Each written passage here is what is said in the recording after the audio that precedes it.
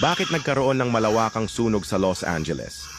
Bago pa man maganap ang sunog na ito, ay naganap muna ang isang Golden Globe Award noong January 6 sa Los Angeles din. At ito ang mga sinabi ng host doon. Cast and crew are leading the way with 11 mentions. Moms are holding strong with 3 shout-outs. God, creator of the universe, 0 mentions.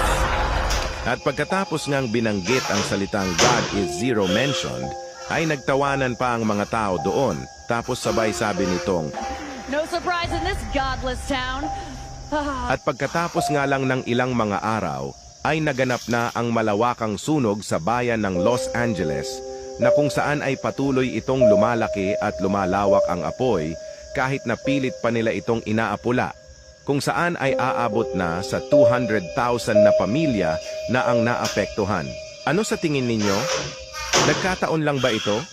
O parusa na ito ng Diyos sa kanila dahil ininsulto nila ang Diyos na sinabing wala daw ambag ang Diyos at godless daw ang kanilang lugar? God, creator of the universe, 0 mentions. And Tandaan mo ito, huwag hahamunin ang Diyos dahil baka magsisi ka kung ipaparanas niya ang pighati sa iyo.